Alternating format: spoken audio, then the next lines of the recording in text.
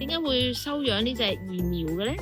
咁其實喺早，我諗上年嘅時候啦，都收到唔少市民咧，佢哋通知我哋，喂有隻雀仔喎，咁樣喺條馬路度咧奔跑咁樣，咁都收到好多嘅 message 啦。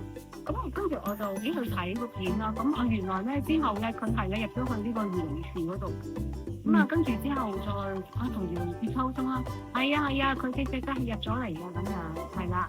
咁啊，跟住之後我先問咁其實佢要去向會係點㗎咁佢話都未知嘅，咁一定要俾獸醫去檢查啊，即係嚟到去check 咗先啦咁樣。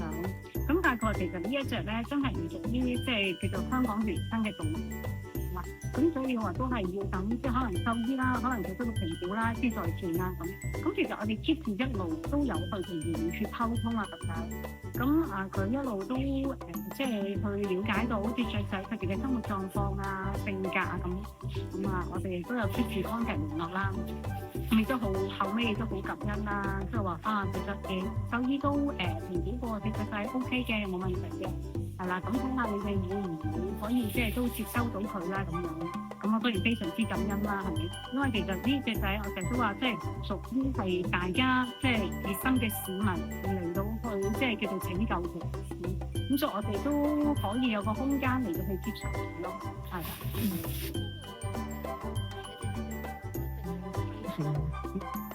其實有㗎，係好多規定嘅，漁農處其實我哋都溝通咗好幾次。因為佢第一就要有室內同埋室外嘅環境，係啦。第一室內咧都要有足夠嘅尺數，唔係講緊話你可能一個叫做套房嘅單位，係啦。而係你有一個空間同埋都要有空氣，甚至你不如屬於一隻叫做係呢隻雀仔嘅一個活動空間先，唔係一個密封式嘅地方先咯，係啦。咁同佢個戶外空間咧，都起碼要真係最少有呢一個1000尺咯，係啦，最少有呢個空間先。因為佢都真係要佢定時定候，唔係講緊每一日出嚟放鬆喎，係真係講緊你2-3個鐘可以出嚟有一個自由活動嘅時間啦。咁同埋亦都就係話嗰個我哋個圍牆嘅高度啦，佢都有個限制嘅，一定要足夠有2米咯，佢先得咯。咁所以其實當初都諗咗好多，有啲咩嘅空間可以俾到佢，而且佢重要咧就話你唔可以有太多嘅石屎地，你一定要有草地、有泥地要俾佢行，因為佢真係屬於一啲戶外嘅動物噶嘛。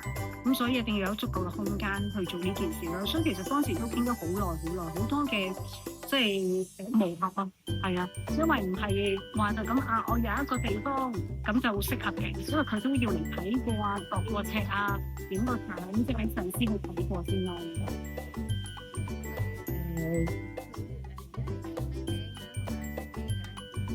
其實咧呢隻雀仔咧，當初喺漁農處嘅時候咧，啲同事好好啦，幫佢改咗個名叫做喵喵嘅，係啦，咁佢都會望下你嘅，你叫佢個名係啦。咁佢食啲咩咧？咁我而家食雀仔料係啦，唔係食雞料同埋食蘋果、生果，因為佢係雜食嘅，咁所以其實我哋有陣時都會買其他唔同嘅蔬果啊俾佢食咯。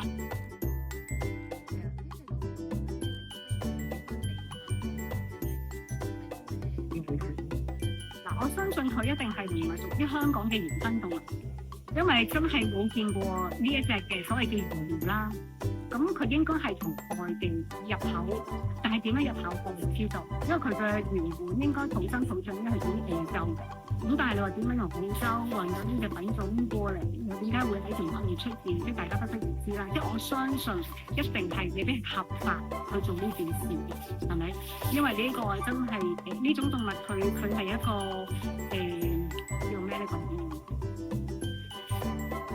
係啦，野生動物，因為佢係野生動物啊嘛，咁所以真係唔係一個合法嘅途徑嚟到帶佢到香港咯，嚇。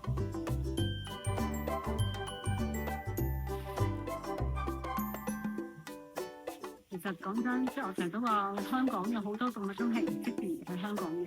第一，包括而家呢隻嘅仔魚啦，因為佢真係適合一啲大草原、大自然，係咪？咁你嚟到香港，講真句，可能個氣候啊、環境上係咪啲咁適合？同埋，即係我成日都唔明白，即係你帶佢嚟香港為咗乜嘢咧？係咪？即係如果你話喺香港你養嘅動物好多俾你養啦，係咪？好多嘅領養嘅狗啊、貓啊俾你養，但係點解要偏偏去即係將一隻唔屬於香港嘅即係去叫做適合照顧嘅動物帶佢過嚟呢個地方咧咁？咁所以其實講咧，我真係唔建議話，連好似雪嬌我都唔建議，因為佢真係唔屬於香港，即係特別嘅動物啊。呢隻係更加嘅，咁所以我只係呼籲啦，係啦，即係如果係啦，真係你想照顧動物嘅，你揀翻啲真係香港適合照顧，唔好帶一啲真係唔適合喺香港照顧嘅動物。香港其實唔等於你係正確，等於你係錯誤。